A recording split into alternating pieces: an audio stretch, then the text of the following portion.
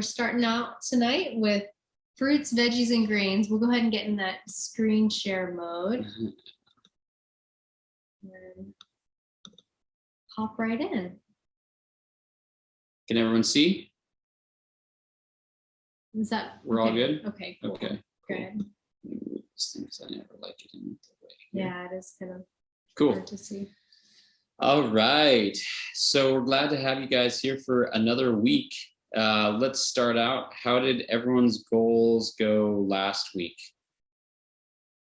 For proteins and just trying. Anyone try a new different protein or one they haven't tried in a while? Yeah. That they want to share about? Any weird escargot? I mean, that's a protein too. I guess that is a protein. Yeah.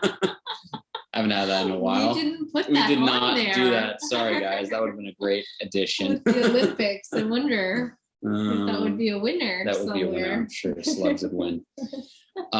So we made hummus, homemade hummus. We also, that's the recipe this week.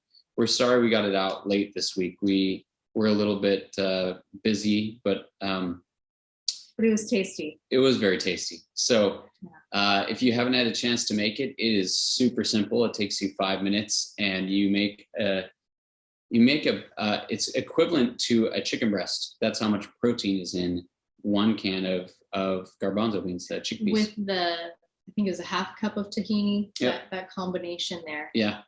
So it's a really significant amount of protein. It's super tasty. So if you didn't get a chance to do it, take a chance to make some delicious plant-based protein in hummus. Okay.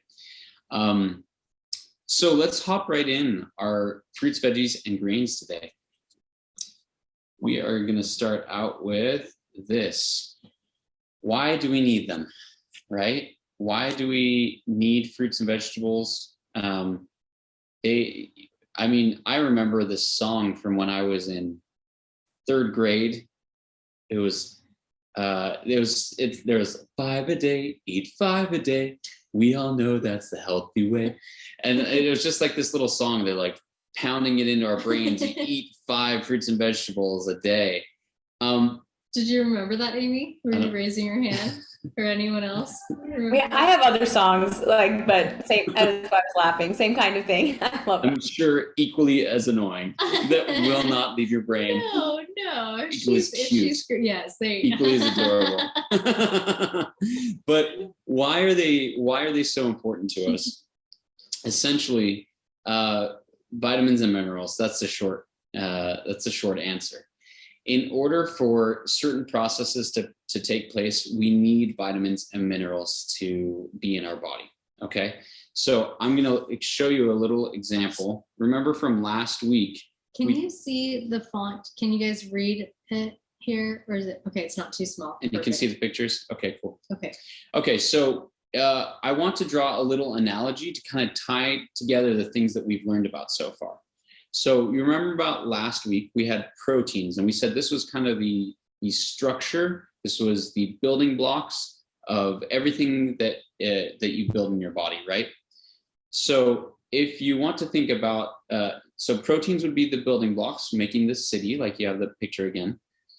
The electricity would be our energy that we talked about. So we talked about how to prolong your energy by doing complex carbohydrates and making sure that your energy release is a slow process into the body, right? Well, another example or something that you can think of as your vitamins and minerals is a light switch. Okay, so you may have a structure like your body or a city. You may have the energy lines set up. But if you don't have the light switch, or if you don't turn on the light switch, you don't have any energy coming into the house. You don't control. It's a crucial step to be able to produce light in your house. Okay, so I want to talk about that in this circumstance here. Hang on, this one I have to do in a. This has a multi-step process, so I'm going to do that. Okay, So I want to give a little bit of an example here, okay? So the example is, you don't have to worry about that. Okay. Yeah. So B vitamins. Everyone has heard of B vitamins. Everyone knows that when you are low on, maybe most people know, when you're low on B vitamins, you can be low on energy, right? Oh, I need to get my B vitamin. People say, I need a B vitamin shot or a B vitamin shot of, whatever, right? The reason why is because of this thing called the citric acid cycle, also known as the Krebs cycle. I'm not going to bore you, I promise you. We're not going to go through all these steps because I had to memorize this. Both of us had to memorize this in chiropractic school. It's part of our board exams. And this is the process by which you create ATP, energy in your cells. So what I want to highlight, though, is you can see that there are limiting steps. Whenever you see one of these little arrows peeling off, that's like a little semicircle, right, coming off, that is a limiting step. You have to have those inputs in order to make the next substance in this cycle. And you don't get any energy until you go through this cycle, right? So what I want to highlight here, you see all those B's? Those are all B vitamins. Without B vitamins, you don't make energy, okay? So we are going to play Let's Count the B vitamins. Okay, so if you counted all these,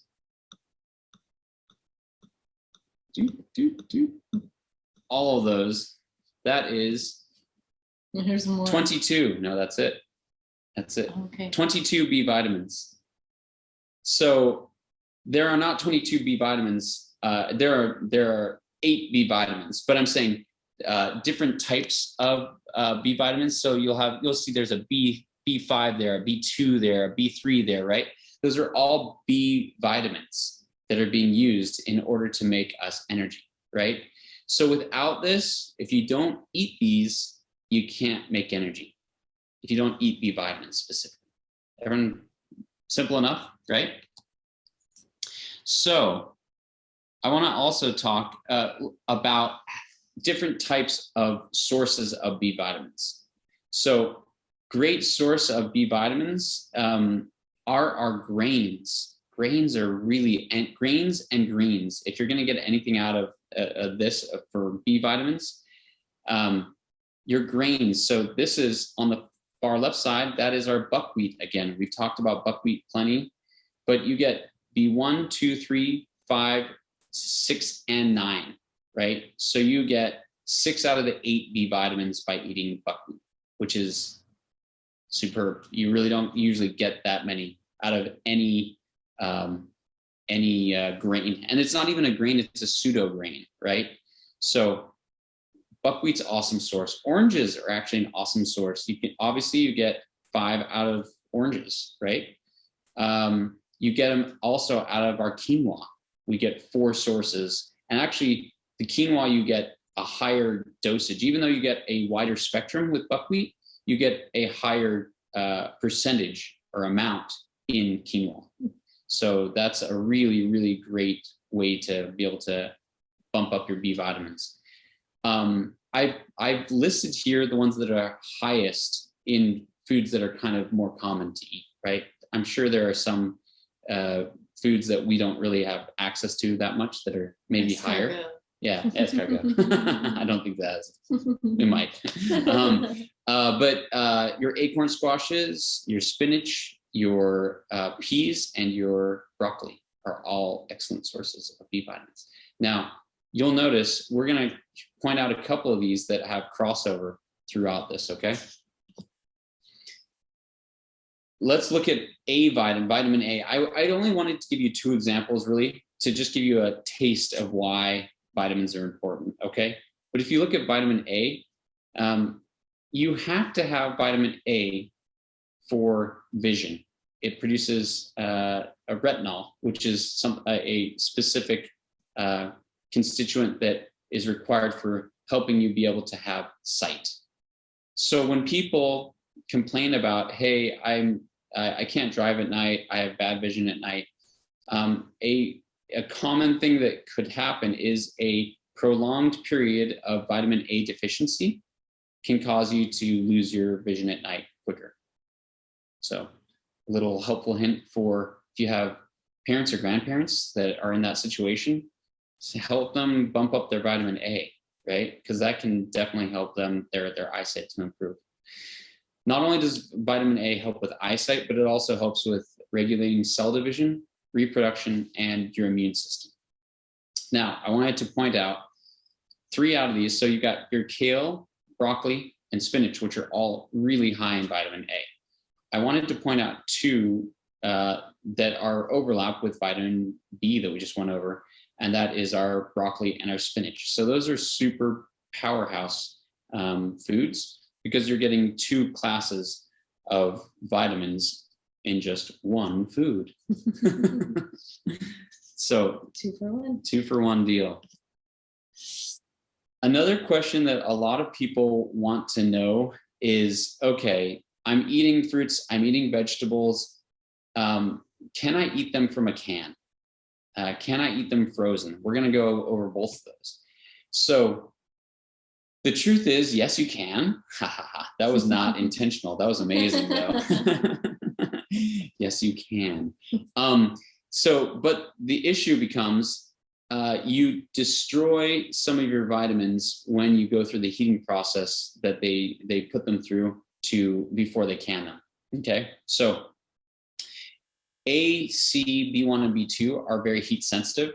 So you're going to lose a third to a half of them. So basically whatever it says on the can, you can cut that in half if it says if it breaks down by vitamin A and vitamin C or B1 and B2, right? Peaches don't have B1 and B2, but they have A and C.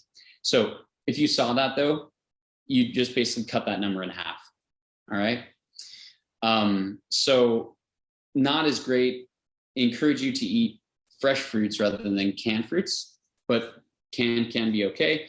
As long as you don't have that third one, which is preservatives and enhancers like sugar, right? Obviously, that's going to negate a lot of what just happened. If you pump your body full of sugar, what's going to happen is, yes, you will be creating energy, right, by eating the fruit because, let's just say, let's say you ate canned spinach and you had B vitamins in there, right? And say they have preservatives in them. That's going to create inflammation in your body. Then you're going to be able to create energy, but the energy you create is probably going to be used to try and put out the inflammatory process that you've created by having too much sugar in your diet. Does that make sense? Or preservatives that are causing inflammation in your body. Cool. So canned, yes, it will be significantly less vitamins, but it is a viable thing. Just know that you'll probably have to eat twice as much to get the same amount of vitamins. So just eat fresh.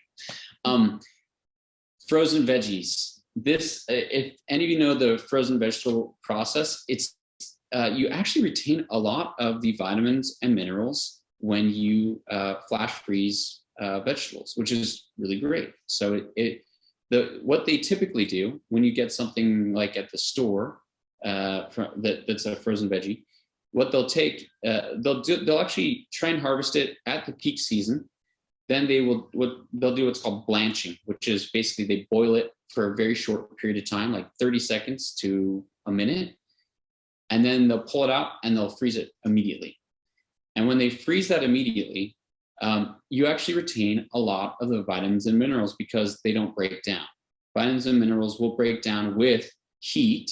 So you will lose, in this case, vitamin C, right? You lose about a third of the vitamin C. But you won't lose the other vitamins and minerals, which is pretty cool. So again, if you're going to choose canned or frozen or fresh, I would do it in the opposite order of what I just said. So go fresh, then frozen, then canned, if you're going to do things that are prepared before, right? Cool. Any questions on any of that so far? Or even with like the energy cycle that we were talking about, or yeah, any of the plants or the frozen or canned. You guys are feeling good. All right, we'll Good. keep heading, Cool. going forward. All right. So does anyone know what organic is? I mean, there's so many things that say we're organic, we're organic. Oh wait, we have a question. We have a question. Is this, hold on, sorry. I jumped on a little bit late and I'm sorry. I was running back from an appointment. I just missed the part about the frozen, you said frozen vegetables, but what about frozen fruit? Yes. So frozen fruit is going to be the same as frozen vegetables. Sorry. Yeah, I didn't mention frozen fruit. Frozen fruit is going to be the same. And thank you for the question. Yeah, you will lose some vitamin C because they do the blanching process, but you won't lose any of the vitamins and minerals. Great. Thank you. Yeah, thank you for the question. Yeah, good one. Okay. Does everyone know what organic is? Does anyone want to give a stab at it? I'm not gonna be critical of you. You can throw out whatever you know about organic and I'll be like, that's awesome. Anyone want to give a stab at anything they know about organic? Crystal, she can tell us what organic is. Amy. Oh, Amy. Okay. I'll do it. Yes. Organic, like the basic theory, I guess, behind it is to like support the plant in being healthy, and nourishing the soil so that the plant is resistant to disease and insects rather than using pesticides, commercial pesticides or insecticides or whatever. Perfect. Yes. That's awesome. That's beautiful. Totally correct. Totally correct. Yes. And fertilizers too. Yep. Yeah. So insecticides, pesticides, which you mentioned, Amy, fertilizers, and then also a third one is they haven't genetically modified the plant, right? They've given it the correct nutrients for it to be able to grow that are not fertilizers that are chemical based, right? But they've given it the right nutrients for it to be able to grow so it can actually fend off the pests that would try and eat it or bother it. So I can't stress enough the importance of organic, and I'm gonna tell you when it's good to important to buy organic and when you don't have to buy organic, because there are some fruits and vegetables where it really just doesn't even make sense to buy organic unless you really want to pay more money. And then you can. You're welcome to. We're just going to try and give you some hints so you don't have to do that. Pesticides and insecticides, they will affect the nervous system of those bugs. And that, according to the NIH and the FDA, it's not dangerous to have small amounts of neurotoxins in your body. And they might be right, but at the same time, why do you want to put anything that is a neurotoxin in your body if you can avoid it?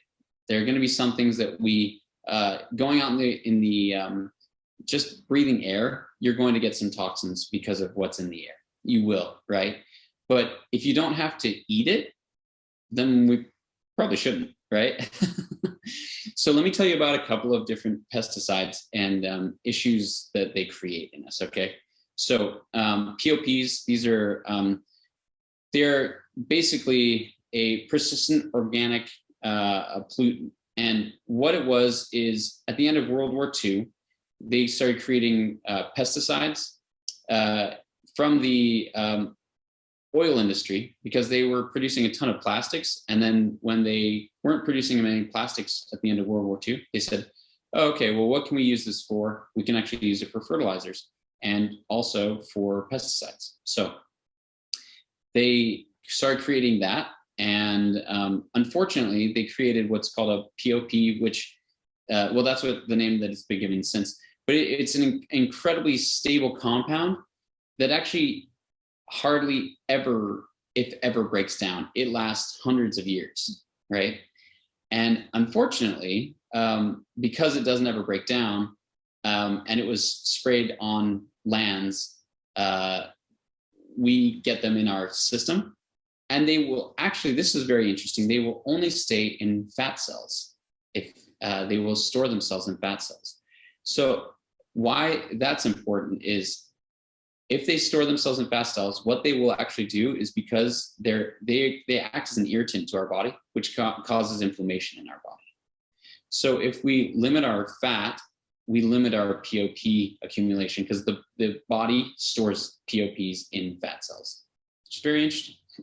So no bueno on POPs, a reason why it would be good to do organic, because organic lands are, or they're not allowed to use pesticides. They're less likely to have used that land with these in the past. Does that make sense? They can't, by the way, POPs are outlawed. You can't use them. They outlawed them in the early 80s, but they've tested lands and the POPs are still on them, which is kind of crazy. Isn't that nuts? So.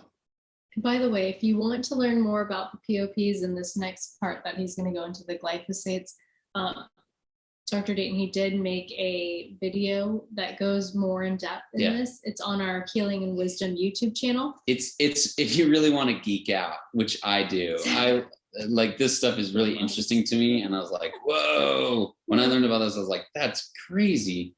So anyway, I have a video about that. I have it at the end of this slideshow, so you guys can see. I put a couple of QR codes where you can scan it and they'll pop up with that video if you want that. So glyphosates, this is something that's in Roundup. It's the most widely used insecticide in the world, Roundup is. And glyphosates have been shown to cause thyroid and endocrine disruption and can cause cancer.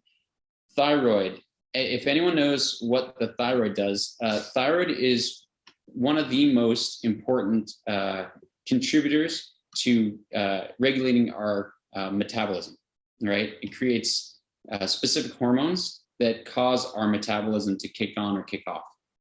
So another reason why you'd want to eat organic is because you don't want to ingest glyphosates, which this is really interesting. They've shown that farmers who farm with glyphosates have a very high rate of thyroid cancer, which is very interesting and unfortunate. But another reason why you don't want to have this in your system, it's causing inflammatory processes, it's damaging your thyroid, and as such will affect you with your metabolism, okay? Another thing that glyphosates do, they block iron and copper. So when you ingest them, they're going to stop, even if you ate something that had iron and copper in it, which we'll look at later, you can't actually digest it. For instance, like our spinach, if you eat non-organic spinach, you're not getting the iron from that spinach, which is kind of crazy, right? So really important to do organic. Now, do you always have to do organic? Where are we at right here? No, you don't always have to do organic. Here is our rule of thumb. So if this is the short rule, and then you can look at a more complex rule if you want, okay? Here's the short rule. If the exterior is edible rather than having a peel, then buy it organic. So let me give you examples. These three right here are examples of things that do not have a peel. And these three are the top three in what's called the Dirty Dozen list, okay? The Dirty Dozen lists are the most highly sprayed for pesticides list of foods in the United States, okay? So I have if you downloaded the worksheet tonight, there's a link on that worksheet. You can copy and paste that, and it has the lists to the Dirty Dozen, or you can just type in Google, just say Dirty Dozen food list, and it'll give you the top 12. That's why it's called the Dirty Dozen foods that are sprayed.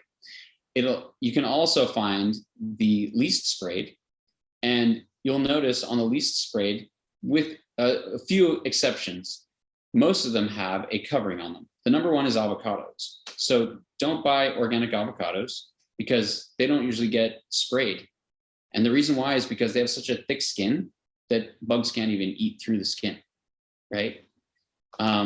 Same with, you'll see corn's actually on that list. They don't spray corn. They also, anyway, you can look at the list of non-sprayed also.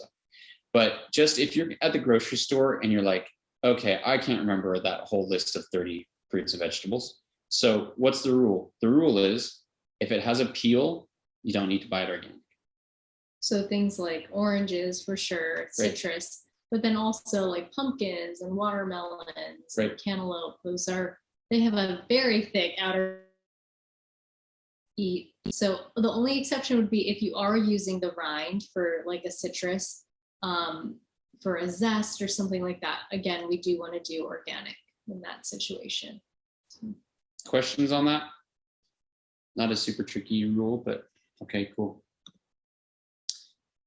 All right, let's talk a little bit about issues with our ground. So why I want to talk about this is I want you to think about, are we actually getting the vitamins and minerals into our fruits and vegetables, right? Because that's what we're talking about.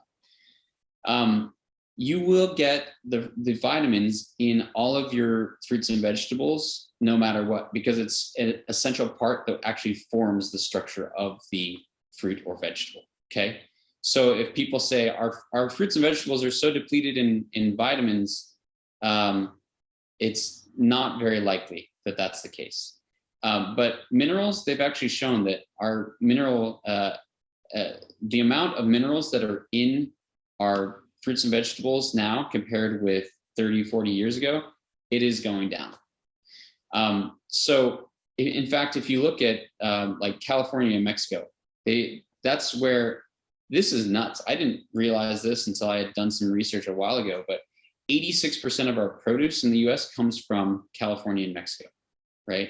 I'm talking about things that are grown produce, right? So the problem is they have over-farmed those lands. They've farmed and farmed and farmed, and they don't get a chance, the land doesn't get a chance to rest and to remineralize, right? For waters to come back in and bring nutrients back into the ground. And as a result, the plants aren't able to absorb as much. So zinc, iron, calcium, they have all decreased over the years.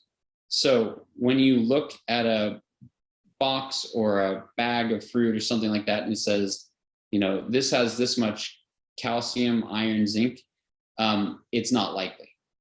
Again, a good reason why buying organic, buying local would be a good idea, because a lot of those farmers actually are trying to be careful with the land and actually give the land a chance to rest. And we'll also do they'll do crop rotation. So they'll put different crops in, which those crops will actually help put minerals back into the land.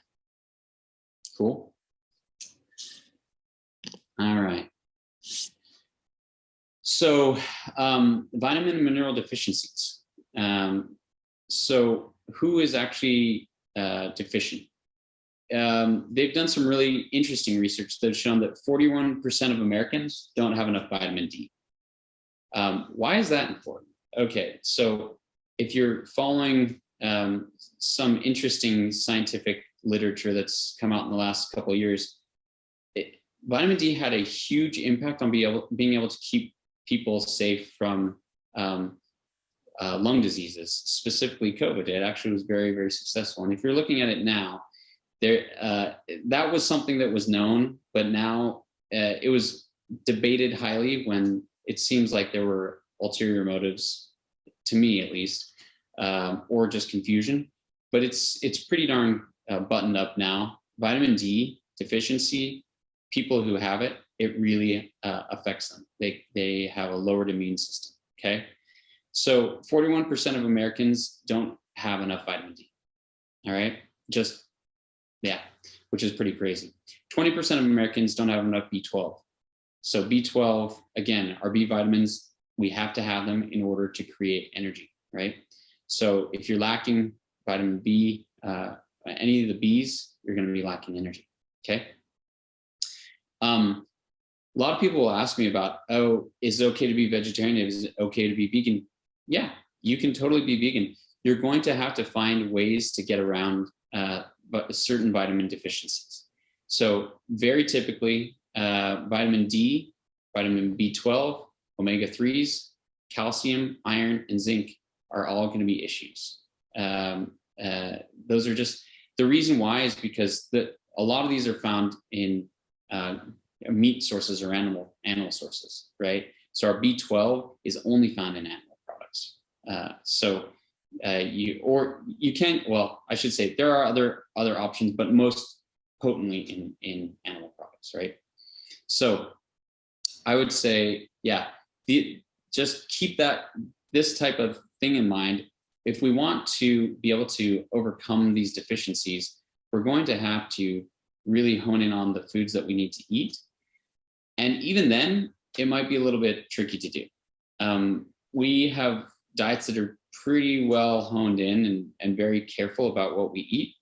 And even so, we do multivitamins every day. And the reason why is because we want to make sure we plug in anything that we might have missed that day, because we don't have the same diet every single day, right?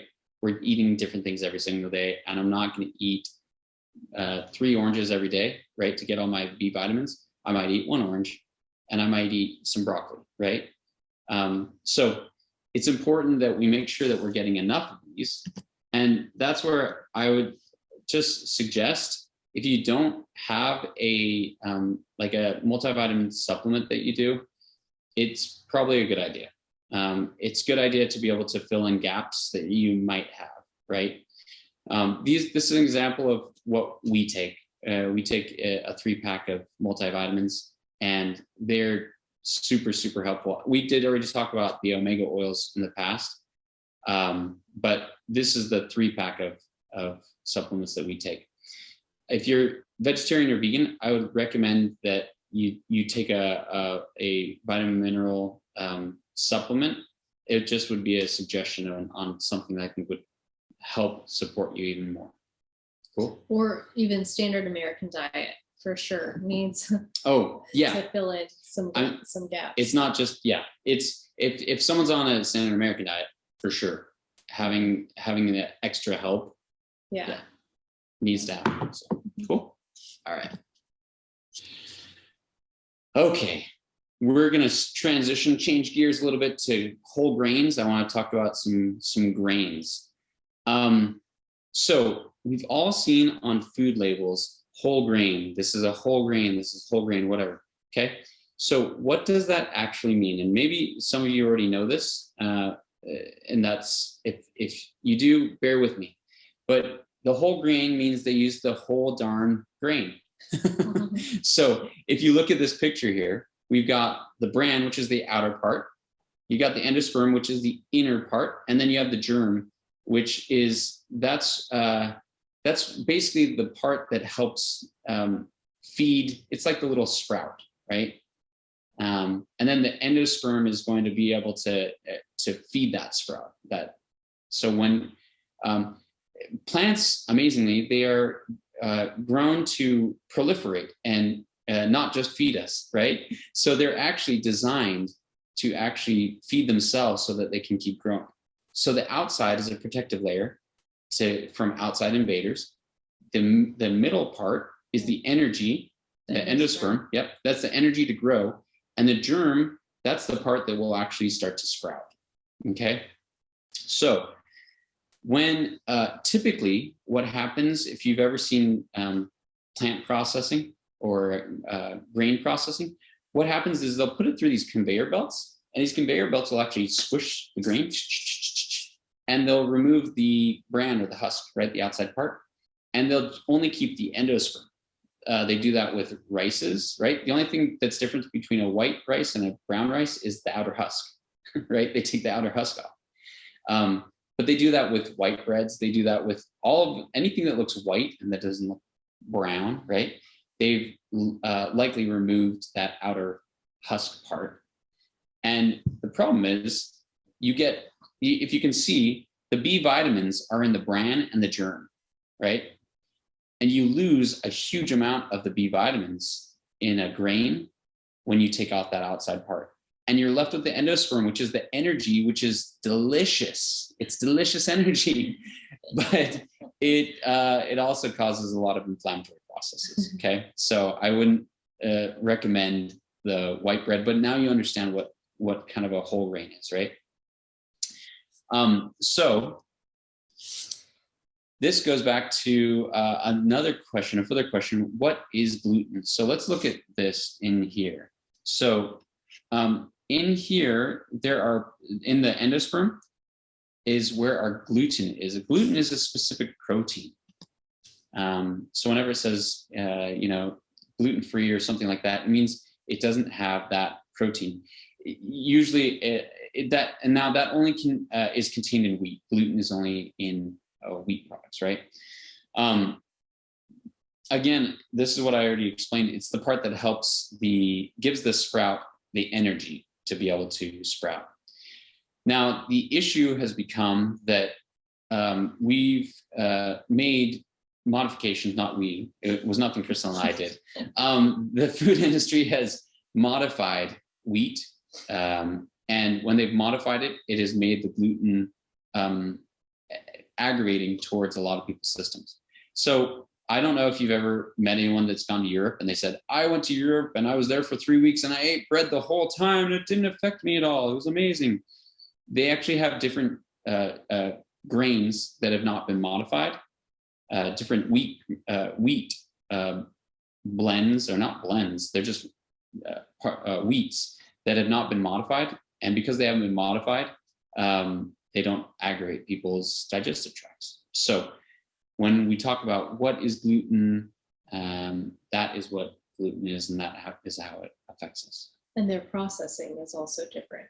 Yep. So the genetic modifications, for sure, as well as the stripping of that outer layer, that bran, that's more of an American style than European. So they maintain it more in its complex carb state, whereas we make it into a simple carb. Now, if you want to do bread, there are still possibilities. Okay, some people are like, I can't give up my bread. If you're going to do bread, I would recommend doing sourdough. Let me tell you what is beneficial about sourdough. So they use fermentation, and that acts as it acts as a prebiotic for your stomach. So it actually helps feed the biome in your I shouldn't say stomach, it's actually in your digestive tract, right? In your small and large intestine. But it also, by using the fermentation, it actually will break down the gluten. So the gluten becomes lowered. It actually starts to use it. It starts to use it up.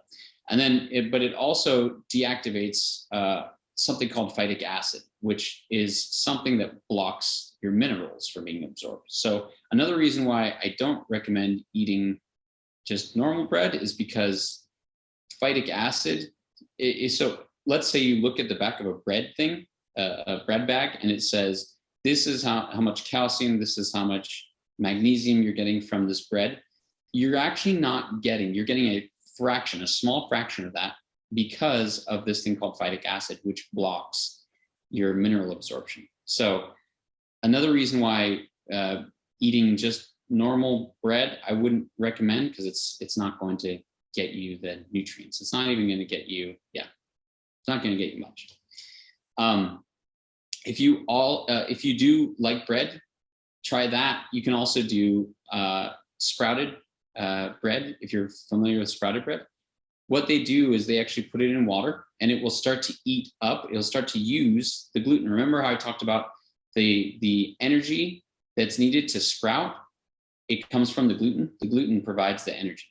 So when in the endosperm. The endosperm. Yep.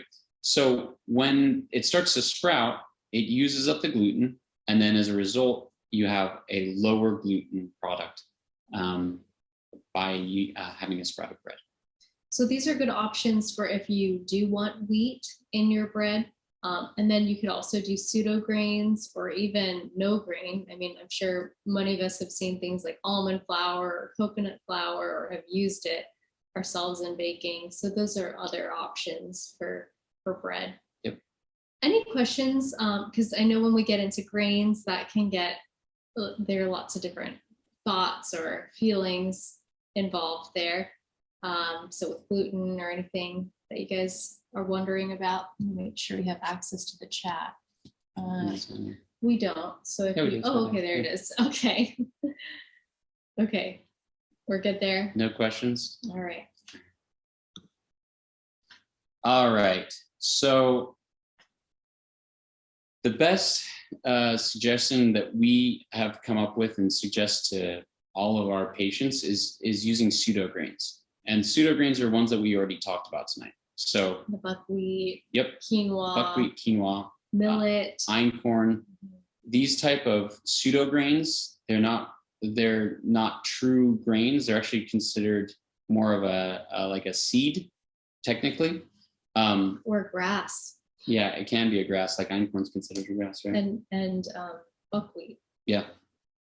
So, but those are going to be really nutrient dense in, like we showed you earlier, B vitamins and other vitamins and minerals that are really essential to your diet.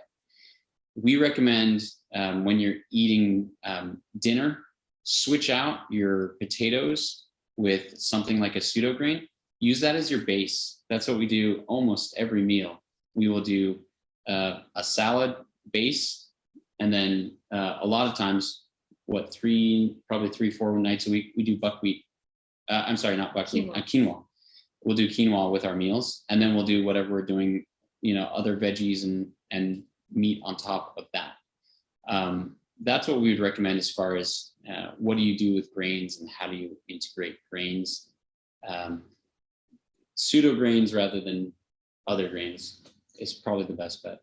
And even if so I have an Asian background. I know some of us here have Latin backgrounds. And so if we're used to rice, right? Like if we can swap out from white rice to maybe the brown rice, or even trying out some of these pseudo grains too, for that kind of rice feeling. And I found that, even though that white rice was like in me through and through, I don't miss it now that like I have that feeling of rice with the quinoa. So we'll have a recipe here soon enough on quinoa and kind of doing this like bootable type of style of eating. And when it comes to like adding, of course, with the veggies and all, but we, again, going back to what we talked about last week with protein, we can do more of that meat as a garnish idea. So just some ideas. So there are the QR codes for the videos. These are 2 videos. If you want to learn more about vitamin minerals and deficiencies and things like that, there's that one. And then toxic load, fertilizers, things like that. That's the QR that you can, I go way more in depth. It's very fun and interesting if that, if you're into it. If you're into that, because I'm into that, but you don't have to be into that. That's fine. So our goal this week is to eat quinoa with at least 2 meals. Try 2 meals with quinoa. That could be a lunch or a dinner, but just try it out. Try it out. Now, here's a little hint. If you get quinoa that hasn't been pre-washed, it's wise to soak it first, okay? Because there will be a little bit bitter, there will be a bitter taste to it. And it's actually a natural repellent that the plant actually creates to ward off animals from eating, which is really cool. But it does taste a little bitter. So recommendation, make sure you rinse it first. Then drain it. Yeah. Make sure you drain it, because no one uses that same water. We've done it. But if it's your first time and then you're like, oh, I hate quinoa, we don't want that for you. We want you to enjoy your quinoa. Cool. Do you guys have any questions, or you're like things that as we've gone through this tonight, you're like, oh man, I would really love some more information on that, or got questions about that. And something maybe for the personal goal, it could be something like related to the vitamins, like with if I want to add more B vitamins into my life, if I know that like I'm lacking in energy, then you might want to do more of like the spinach or something. Or if it's like, oh, for me, I can say with my vision, I do have the night vision issue. So that it could be with the retinol, so I can experiment more with doing like the kale and spinach and things. But also with, there can be times if we're dealing with like astigmatism that does count. It doesn't matter how much retinol you get in your life. When you have that, it's a physical limitation. Yeah. Obviously. Yeah. Cool. Yeah. Any questions? Any comments? Any thoughts that anyone had? They're like, oh, I'd love to. I know we all know what fruits and vegetables are. That's why it's not, it doesn't make you scratch. What is this we're talking about? So that's nice. Any questions about pseudo grains that you're like, oh, I'd love to get a little info about pseudo grains or. And if anything comes up, feel free, always email, call, text. Yeah, we're always happy to chat and help out more. So awesome. Well, it was so great to see each of you. We wish you the best of luck with your quinoa. And so next week, it's going to be our last week. Yeah. So we'll be focusing more on exercise and some metrics for metabolic health. So you don't have to be experts in blood work, but we'll help you to know a little bit more on some different labs that you could take that can actually be at home lab tests. And then we'll just do a wrap up. So this has been an awesome journey. We're going through everything, and we hope that you've been able to pull little tidbits here and there throughout the way, or even big chunks, big new concepts. But we've had fun. So we hope that you guys are enjoying it too. Cool. So we will catch up with you all next week, unless you got anything else. All right. We'll have a wonderful night. Thank you. Good night. Good seeing you guys. Have a beautiful night.